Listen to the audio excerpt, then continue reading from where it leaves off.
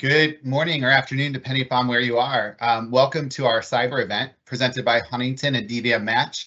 My name is Jonathan Northup, and I'm the Director of Practice Finance for Huntington Bank. Thank you for joining us today. We wanted to give you guys some information on how you can protect your veterinary hospital from cybersecurity. So we'll have some presenters from our DVMmatch partners, as well as from our Huntington team. If you could go to the next slide. So if you're not familiar with Huntington, a little bit about us. We are a regional bank out of Columbus, Ohio, and we have a national practice finance team. We do the right thing with a can-do attitude, a service heart, and forward thinking. We're committed to making people's lives better, helping businesses thrive, and strengthening the communities that we serve. If you go to the next slide, Amber. Our Huntington Practice Finance team is focused on a Category 1 platform, providing exceptional industry expertise, our JD Power leading client experience, our first unified conventional SBA approach to delivering the best in quality SBA capabilities. We focus on our purpose, which is improving the lives of our clients. We have a financial pulse program for our first-time business owners that will help them with insights and creativity for their business. We also have complete financial solutions. And if you go to the next slide, we'll talk a little bit about those. So from a practice finance perspective, we have practice acquisition, project financing, commercial real estate, debt refinance, startup financing, equipment, as well as SBA conversion. We're able to leverage your enterprise value and post-closing practice monitoring. We give you white glove treatment, and we do have up to 100% financing. Today, we'll be hearing from Amber Buening, who is our cybersecurity outreach director here at Huntington Bank. She has a lot of experience, and she even has experience assisting doctors and vets with cybersecurity. But before we go to Amber, I'm going to turn it over to John to tell you a little bit about DVMmatch. Thanks, Jonathan. I appreciate that. Yeah, my name's John Kuriger. I'm with DVMmatch. I cover the southeast part of the country. Kelly Jackson, one of my colleagues, is on the call as well. He covers the Mountain West. And Sam is our director of marketing. So next slide, please. Yeah, so DVMmatch, our goal is to help vets with the sale of their hospitals. We help vets find associate placements. We help merge hospitals. We help with partnership agreements. We help with business valuations, and we even help with the sale of the real estate. Again, I cover the Southeast. My email is here. If you have any questions at the end of this call or after the call is over, we'd be happy to answer them. Our goal is to help you all get prepared for your eventual transition, and a lot of what you're going to learn today is very important for the security of your hospitals, and we look forward to helping you out. Kelly's on the call as well. There's Kelly's information. And lastly, I think, yes, we have a QR code. So if you'd like to scan the QR code, you can get onto our website. You can create a profile, and that puts you into our universe of other vets and other people that can help you with everything you need in your process.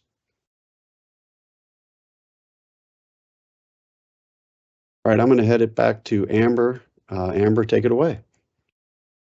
Hi, everyone. It's wonderful to be with you today. I'm Amber Buening. I'm the Security Outreach Director for Huntington National Bank.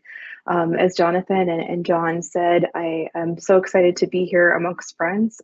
Prior to coming and joining Huntington, I worked at The Ohio State University. I can hear the boos from any SEC fans, Michigan fans that might be on the call or joining us today. That's okay. I can take it. In that role at Ohio State, I got to engage with our veterinary medicine college, and that was a very robust education and some of the challenges that you face within your hospitals and your practices. So today's goal is to walk through why it's so important to address cybersecurity and fraud challenges in your environments, both from a business perspective, but also, business also bleeds into personal. So wanting to make sure that we're addressing both of those, and you're walking away with some tangible action items and tools that you can take into both your practice, but also into your daily life. So without further ado, here comes a legal disclosure slide. That just says that my thoughts and opinions are reflective of those of Huntington's. So I want to frame our conversation today with one of my favorite quotes. This gentleman on the screen is Robert Mueller. He used to be the former FBI director, and he was the person throughout the last several decades who got our legislature and others in our national leadership to understand that cybersecurity is real. It's a real threat. We need to invest in it, and that it's not going to go away anytime soon. So I hope that as you walk through today's presentation, you take that away from our conversation. So I want to shift into what the heck is security culture. So cybersecurity, you're like, okay, I get that, but what is security culture, and why is this woman talking to me today about this? And how do we change behavior? So I want to share a little bit about how we at Huntington think about security culture. So it's not only about, understanding the topic, it's about changing your beliefs and behaviors around that topic. So if you're walking into the conversation today not feeling very secure about, maybe your own knowledge or comfort with this topic, that's okay. My goal is that you walk away with the willingness to learn more, but also to invest in this conversation within your own practice.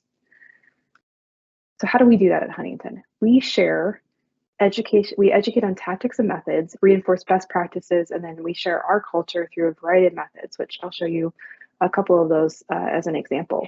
So out on huntington.com on a monthly basis, we are trying to bring our customers, examples of in the cyber and fraud space of threats that could impact their businesses. We want them, to walk away with each monthly article or LinkedIn post, however you're engaging that content, with an actionable item that you can go and apply to your business, whether that's just simply having a conversation with whoever is your IT provider for your hospital. That is a goal. We want you to have an insight that you can turn into a behavioral change. So let's talk a little bit about what's out there. What are you up against? So on a national level, cybersecurity and fraud crimes are on the rise, and there's several reasons for this. So just some numbers, the FBI has a internet crime complaint center called IC3. So any American who has a cyber or fraud crime occurred to them can report that to the federal government or their local law enforcement, and that gets aggregated into this yearly report. Now, these numbers might seem a little shocking and high to you, but to me, they're actually very, very low. And another reason for that is because not everybody reports for a lot of different reasons. Some people are embarrassed, some people don't know how, and others have constraints of why they don't. So let's talk a little bit about two of my top ones here. So business email compromise was $2.9 billion in loss in 2023. It was up from $2.7 billion in 2022. And then the other number is ransomware, and that number was up to almost 60 million in 2023. I feel that that's extremely low. That's low for a lot of different reasons. Not everybody has to report again. We've seen in the last 3 months alone in 2024, Change United Healthcare, the payout for that event was 30 million alone. So to kind of give you and frame you the context of what's happening on a national level, what was reported last year was almost $12.5 billion in losses. So let's talk a little bit about what keeps me and my our security leadership at the bank awake at night. What do we want you to take away and think about, with your IT providers or within your business? So here are some things that keep us awake at night, and then we'll talk about some things that I think I would like you to take away and have those conversations internally about. So when I think about the top 10 threats, I think about authentication attacks. This is when somebody is trying to steal your credentials and get into an account because they have either your username and password. Denial of service. This can also be DDoS. This is when somebody pushes so much web traffic at your company website, your practice website, that it cripples it and you can't do business. Exploited vulnerabilities. I think about this in a lot of different ways. You can think about this from a physical security perspective, but also a cyber and fraud perspective. Most of us are homeowners or your practice owners. Think about leaving a window open overnight. What would be the probability that someone would break in? That's an exploited vulnerability on a system. Fraud, lots of different variations of fraud. And that continues to rise across the country because of the emergence of AI tools. They're a double-edged sword. And we'll talk a little bit about that in more depth in a moment. Insider threat. Unfortunately, not everybody has the best of intentions. This could be a disgruntled employee. This could be someone who has potentially hit financial hard times and it needs to, have a payout, and someone's asking them to take, either money or data from your practice. Human error. We're all hardwired to want to help. Often as human beings, we don't make the best decisions, especially under stress. So that actually is one of the contributing factors to a lot of the things that we'll talk about today. Next up is malware. There's a lot of different types of malware, but the most kind of splashy in the news is ransomware. So this is when your systems are infected in your practice and you're essentially offline and can't do anything until you pay out a ransom, which is where it gets its name. Social engineering. As human beings, we're easy to fool. This has been going on since the dawn of time. You can manipulate someone else to do what you need them to do by posing as someone that you're not. And that is what social engineering is, and it gets very sophisticated. System intrusion. This is when someone gets into your systems and has access to them that they shouldn't have. And then lastly, web application attack. We live in an ever-connected world. And one of the ways that all that connection, especially in the cloud and other things, talk to each other is through web applications, which is why they're such a vulnerable threat. So I talked a lot about cyber for a moment, but what it really breaks down to, and the two things you need to take away from the conversation is the reason that these threats exist, the two common denominators are a lack of cybersecurity best practice and the human element. Again, hardwired to help, make bad decisions under stress. What do we do about that? So I want to pause for a minute and talk a little bit about some things that might be a little bit more familiar to you. So when I think about top security threats to veterinary practice, I think about personal and financial information.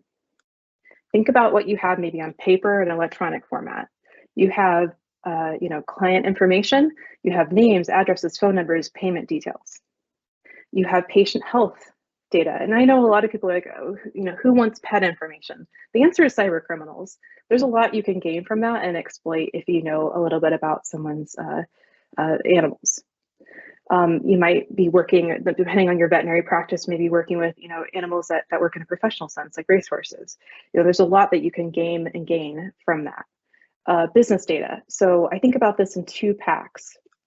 Operational data, your supply list, your vendors, operational strategies, like how am I going to grow? What's my marketing campaign for this year? And then I think about regulatory data. As veterinarians, you have access to controlled substances in your practice. The data that has oversight over that is very interesting to cyber criminals. Ransomware. And you're like, hey, that's the human healthcare systems, human hospitals that should be worrying about that. Not true. Because you also have that patient life safety component, you are of interest to them because most likely you'll be forced to pay out quickly to continue patient life safety and continue the practice moving forward. It's just the reality. Digitalization and connectivity. For those of you who maybe are in the process of moving to an online booking system, you've integrated payment systems, the more that you digitize and connect your practice, which is, in my opinion, is a great thing. I'm not trying to tell you to go back and go straight to paper today, because I actually feel like that's more risky for the record, because anybody can walk out with that piece of paper. The more that you're connected and the more that you digitalize, you need to put proper controls in place to make sure that that data stays where it needs to stay. So now that I've scared you, why do you care? At the end of the day, it comes down to confidence and trust, challenging recovery and no recovery. So if you can't have the trust of your patients, you've had something happen and now their data is floating out on places like the dark web or illegal forums that can be used to, have crimes committed against them, then that leads to an interesting conversation and paradigm. And then as a business owner, can you recover? Can you issue payroll on Monday? So these are some of the things that I want you to think about as we go into the next portion. Now, I work in a place where I know the answer to this question. Why am I a target? Why am I interesting to these people? Because I get a lot of feedback I get is nobody's interested in stealing my stuff. I got nothing that's of interest. Not true. And here's why. So I want to educate on kind of what makes up the web. So there's really 3 layers of the web. You might have heard in the news, about the dark web. What is that? Well, the open web is only about 4% of the actual internet. Those are the things that you can access without a password. So think about going out to Google, right? You can access Google without a password. The deep web is the larger portion of it. That's about 90%. Those are the things that you have to credential in. You need a username and password to log into. So think about things like your email account. That is part of the deep web. These are the systems that sit within your business that you need to credential into. And then you get into the dark web. And this is not accessible by the internet browsers that you and I are using currently. This is accessible through a different type of browser that you need special equipment to use. But people, it's not as hard to access it as you might think. And you think of cyber criminals, you think about the guy with the hoodie. I want you to start thinking about the teenager. We've been seeing arrests in the UK for cyber criminals as young as 14. So they're everywhere. And what the dark web is they're different forums and marketplaces. They look very similar to eBay. So it's structured in that way. There's branding, they have marketing teams, they have a complete payment systems. These are sophisticated actors. And it's becoming increasingly easy to access these. So for example, this morning out on the dark web, for $30, you can purchase a phishing kit and go and victimize people. Easy as that, copy paste. So that's why I like to go into these conversations of what are you up against? Paint the picture. So let's talk a little bit about what makes you interesting to them. So we talked a little bit about some of that data that sits in your practice. That lands in these networks. They use that. They use things from data leaks and other different types of crime to create composite pictures to then victimize you and others. So they take all the data from all those different crimes, aggregate it into a composite, and then go. And that happens every day. So what do we do about it? So I want to deep dive into a couple of things, a couple of the threats that we mentioned, and show how they're kind of correlated, and then slide into best practices, because I don't want you to leave here either so freaked out that you never get on a computer again, or that you feel discouraged. That's not the goal. So let's talk a little bit about social engineering. Now, if you remember at the top, we talked about how this is someone manipulating you, the human, to do an action on their behalf to get usually a financial gain. Now, thing I'll point out, it doesn't always have to be money. Data is just as lucrative to the cyber criminal as just cold hard cash or access to a bank account. So, phishing, smishing, vishing. I call these the INGs. These are a type of crime where someone can basically either spoof or pretend to be someone that they're not. And then we'll talk about a more sophisticated version of phishing called BEC here in a moment too. 95% of data breaches in the US last year started because of a phishing attack. People are like, how is this still happening? It's still happening because it works. And it still pays out and people are still falling for it. And then the emergence of AI tools has made it even harder to spot these. So I'm sure you've all heard of the Nigerian prince scams, right? I'm still waiting for them for the record. Yeah, no payout on my end. No crown for me. Those days are gone. The common spelling mistakes and glaring things you might have seen in campaigns you might have had the opportunity to check out in the news, that days are gone. So we'll talk a little bit about what we do about that in a moment here. But just to point out, and this will go for any financial institution you're at, we will call you. I hear a lot from victims saying that, hey, Huntington sent me a letter. This sort of thing, it doesn't happen. So be really mindful of what you're seeing and then take that into context as we walk through the next couple of slides. So what the heck is phishing, and what is all those things that you said with an ING, Amber? So phishing is email-based, smishing is text message-based or SMS, vishing is voice, And whaling is a more sophisticated level where they're specifically targeting someone in your practice or in your hospital that has a lot of access. So that could be you, the practice owner. That could be maybe your administrator, someone who can get in and out and move money. This usually is cyclical. They target specific types of the year.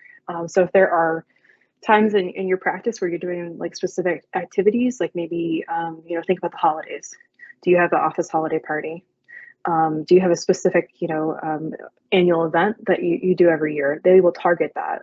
They will actually read up on kind of what your practice is doing, or you as an individual, and research that, and then choose to attack you through that method. Now, if you'd asked me a year ago to talk about vishing, I would have probably glossed over it, and here's why. AI has changed the game. So voice phishing and video phishing have become very, very real in the last year. You've heard of concepts like deepfake and other things, and these are getting harder and harder to spot. So let's talk a little bit about what these actually look like. So let's talk a little bit about a phishing email. So here's a real life example. It's been redacted of a phishing email that came into our Huntington CSOC. Now I've highlighted in green some of the red flags. So first up, at the very, very top of the email, that's not our Huntington email. How did I find that out? I hovered. So if you're reading this on a text message, or you're kind of reading an email format where the full name isn't spelled out, pull it open or hover. Next up is they're asking for immediate action. Does anything seem wrong with that? And if you don't review your account, certain limitations may be placed. No. So these are all red flags of an indicator that someone is trying to force you into action. The reason that they do this is they're trying to play the oldest trick in the book with humans. They want to flood your brain with chemicals that cause you to have a bad, your rational reason to kind of stop. As human beings, it was some of the things that kept us alive for a long time as a species could be used to manipulate us. So next up. So as you kind of think about this example, ask yourself these questions as you kind of go through your daily life, like, how confident am I? And if you're ever in the, 1 and 2, don't touch it. Delete it, step away, pause, breathe. So some other red flags I want you to kind of understand is if the email contains links that don't match the domain, so that email domain that we saw, that email address, if the links that are in the bottom email don't match, the domain there, then something's wrong. If there's a lack of personalization, often who you do business with on a daily basis. You might have a good working relationship with your vendors, with your financial partners. You might, have a more friendly tone in your email. Tone is important. The other thing I will coach you to do is, and this sounds a little hokey to some people, but read the email out loud. As good as ChatGPT is and other language learning models are, the English is a very complicated language. Read that email and make sure that you are kind of listening for any kind of stumbles in the grammar and the flow of the wording. So I want to talk about a sophisticated type of phishing attack called a BEC.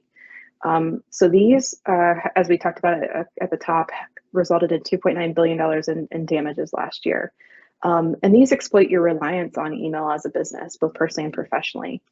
And these come in different shapes and forms. So they come in the form of supplier account change requests, fraudulent invoices, someone's asking you to change where you're sending your payment instructions to. Maybe they're targeting an executive or you as the practice owner. Data request, hey, I need you to send this form over to me in this way. If, especially with that, you see that with payroll or the HR items. And then specific payment methods of, I've always paid this invoice through this system, and suddenly you're telling me that you want it through a gift card or a Zelle. Time out. So very similar to what you saw a moment ago with the phishing emails, they're relying on that urgency. They want you to have a sense of push, we got to get this done. They want you to make a bad decision. They're sending messages in an opportune time, saying it's Friday, right? I don't know about you, but I don't enjoy working past 5 on a Friday, I'm sure. And they're counting on that. They're counting on you to want to rush. Refusing to communicate in person or verbally. Requesting to move money to a new account, new person. The other thing to check out is, are they removing people from the email thread? So if you started out with 12 people in the email, now you're down to 2, that's a red flag. And then lastly, are they asking for unusual payment amounts? So generally, you might have a specific payment cadence or schedule. Does it deviate from that? These are all things to give you pause. Not every time that one of these things happen, is it going to be a business email compromise? But these are some things to check and be mindful of as a practice owner as you work through and engage with email in your practice. The best thing that I can tell you to do is have processes in place and protocols that basically create a check and balance system in your practice. Do you have someone who's kind of dual authorizing that payment? Do you have that set up with your financial institution? Are you treating emails with caution? Are you verifying with that person? So, if that person won't verify who they are, then, don't proceed. And then using appropriate, payment methods. So for those of you who still might be using paper checks, are you doing that in a mindful and smart way? And if you're using electronic payment methods like ACH, do you have that set up with your financial partners in a way that implements dual authorization? And then if anything ever happens, no practice is perfect. If anything ever happens where you think that you've had a fraudulent event occur in your account, speed matters. The national statistic is that within 90 hours of a fraudulent event happening, that money leaves the United States. So my ask of you is, if you ever find yourself in one of these situations, call your financial institution and your partner there immediately. Speed matters to get a recovery, if that's possible. Sometimes it's not.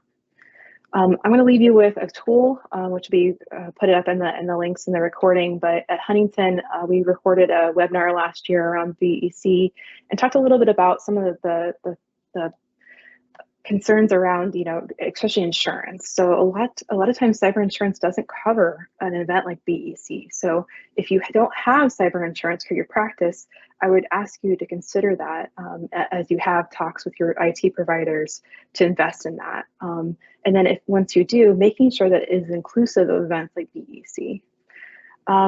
Next up, let's talk a little bit about the hot topic of AI. So in the last, since the launch of ChatGPT, we've seen almost a little over 1,200% increase in phishing email attacks. We talked a little bit about the barriers to entry; they're very low. So how do we get ahead of this? And I will preface with, AI is a wonderful thing. It's been around; it's not new. It's been around for 20, 30 years, depending on who you talk to in the technology community. What is new are the emergence of some of the more sophisticated tools and then language learning models like ChatGPT.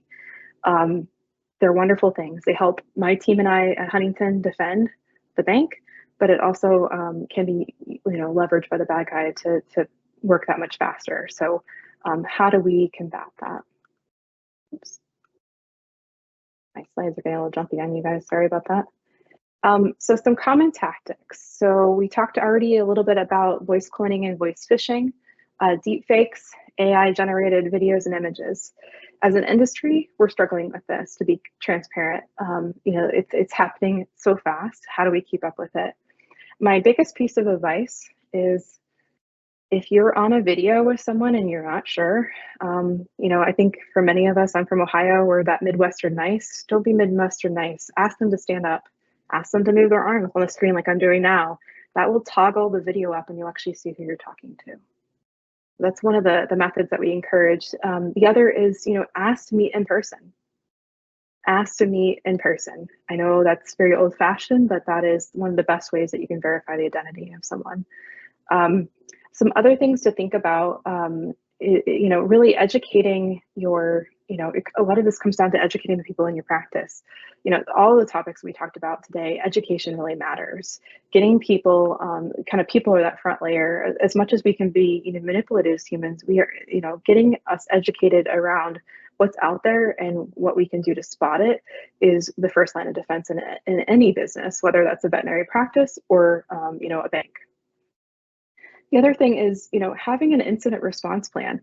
These things happen. What do you do in your practice if something does happen? Who's the first person that you call?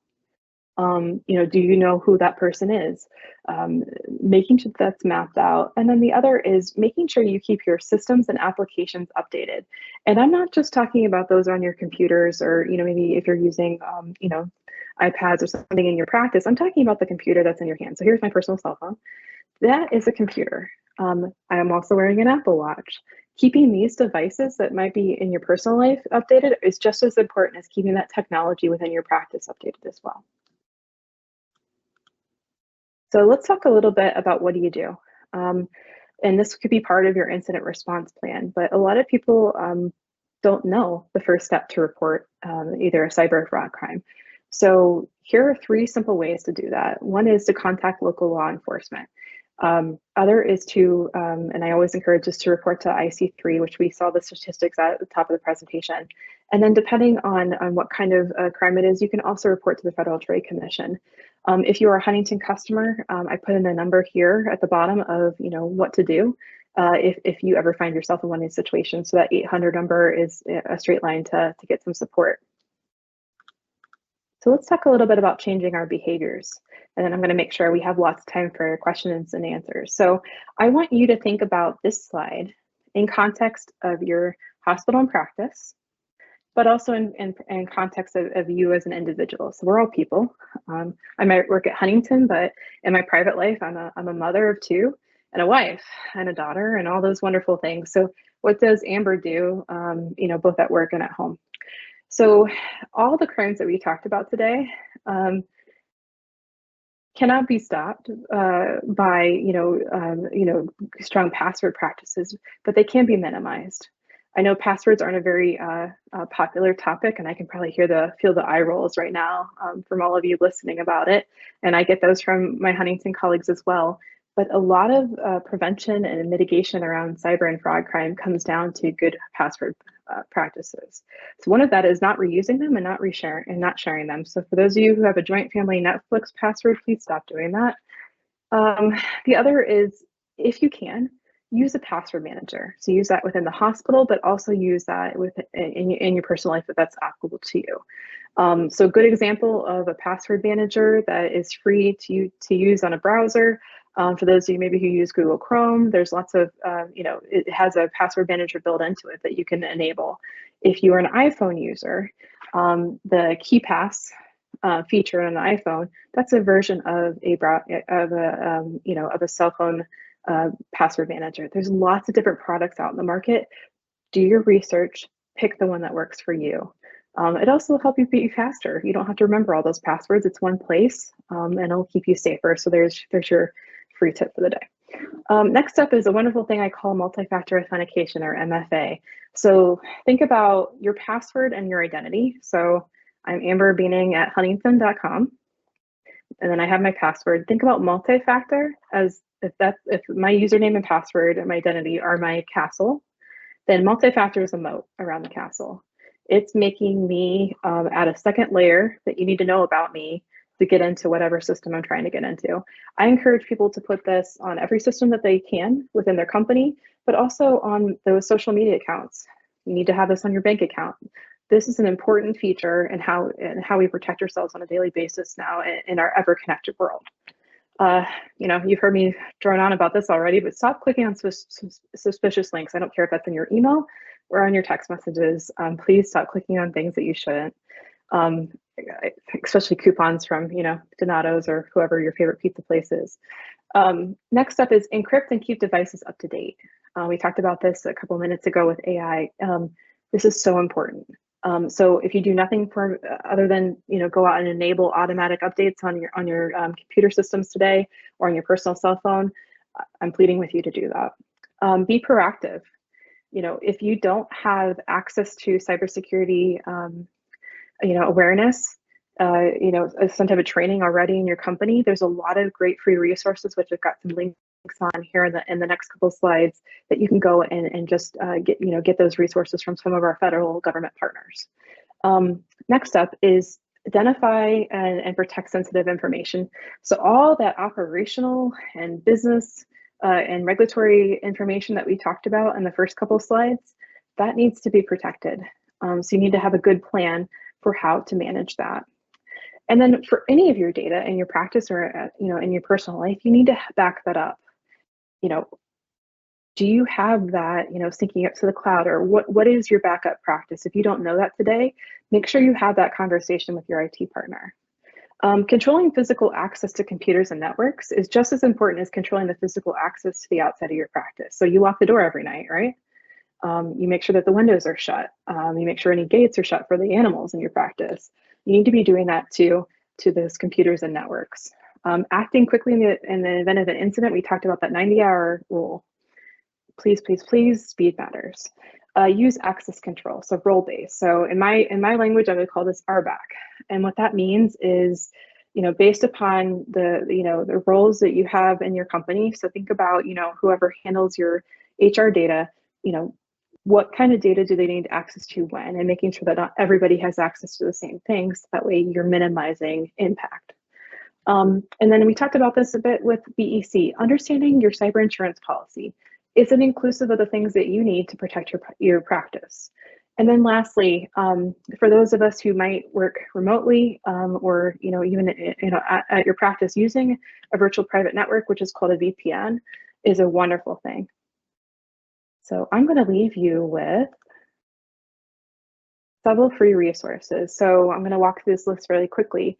So if you're not familiar, CISA is our our federal agency that's charged by the White House to deal with cybersecurity and critical infrastructure for the US.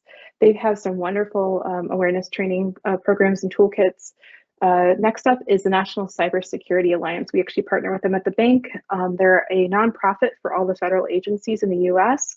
They, again, have wonderful campaigns throughout the year. If you're a parent, they've got a lot of great material too. Stop Think and Connect is another great free federal resource. Here's our Huntington site that would have the articles that we talked about earlier in the presentation. And then Have I Been Pawned? This is a play off Have I Been Owned? So this is a site where federal data is sent, breach data, so you can go check out if you've been a victim of a data disclosure. So I believe it goes back 10 years. So you can check that out. What you do with that is then you go back onto that account that was compromised and you change your password and you get multi-factor authentication. And then lastly, if you have been the victim of identity theft, here's a great resource of where you can go and seek help for that. So I want to thank you for having me today, and hopefully I've left you empowered and not frightened. And I'm going to turn it over to my friends Jonathan, Kelly, and John for the Q&A portion. Great. Thank you so much, Amber. What a ton of great information. We really appreciate you. If you're out there and you have any questions, feel free to go ahead and put them in the chat, in the Q&A chat, and we'll be answering them. We did get a couple questions in, so we'll go ahead and start with those. How long in advance should you have a plan in place to sell your hospital? And John, do you want to take that one for us? Yeah. We think you should start as soon as possible. No matter what, at some point in your career, you're not going to own the hospital. We hope that you can transition on your own terms, but you need to plan and you need to strategize. Unfortunately, things come up in life, whether it's an illness or an injury or things like that, that can cause you to have to do it in a hurry. But we struggle with people that wait till the last minute to try to pull it off. It's very difficult. And like anything else, you have to have a plan, you have to have a strategy, and when you do, the outcome is much better. So the sooner you can start discussing it, the better. Obviously, a 30-year-old's not going to probably retire as soon as a 70-year-old, but it's very important to start soon. It's much better in case things come up in life, and always things do. Or you just wake up one day and say you're done. It's much easier to start early. Great. Thanks so much, John. Sure. We did get another question in. As a veterinary hospital owner, why should I use DVMmatch over a different brokerage? And additionally, why use DVMmatch over trying to sell myself? And we'll ask Kelly to answer this question. All right. Oh, make sure I was on not mute there.